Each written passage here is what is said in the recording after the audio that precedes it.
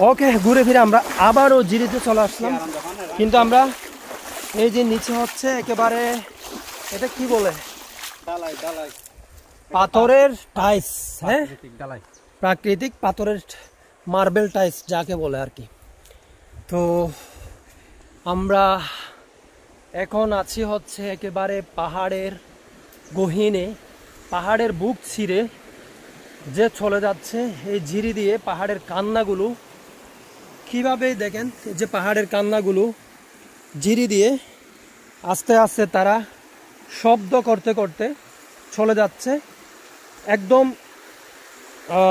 আপনার কি বলে, কোনো একটি অজানা নদী বা সাগরের উদ্দেশ্যে। তো এখানের যে উপজাতিরা আছে তারা এখানেই গোসল আসল সব কিছু তারা এখানে করে। ধরতে গেলে বলতে গেলে পাহাড়ের প্রাণ হচ্ছে এই জিরিগুলো। এই জিরিগুলো যদি না থাকে তাহলে পাহাড়িরা বসবাস অনুপযোগী হয়ে যাবে।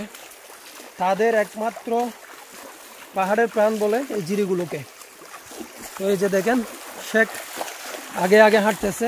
আমরা হচ্ছে ভাই ফকিন্নিমার হা ব্লগার, বুঝছেন? আমরা ফকিন্নিমার হা ব্লগার।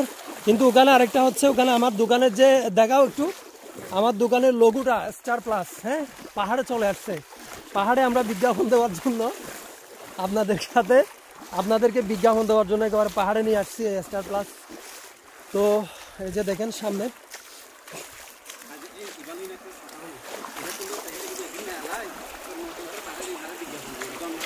ও এই যে দেখেন, ও ওয়াও, এখানে হচ্ছে নিচে হাঁটতে খুবই ভালো লাগে। নিচে কোনো ধরনের মাটি নেই, এই ঝিলটাতে কোনো ধরনের মাটি আমরা এখনো পর্যন্ত পাই নাই।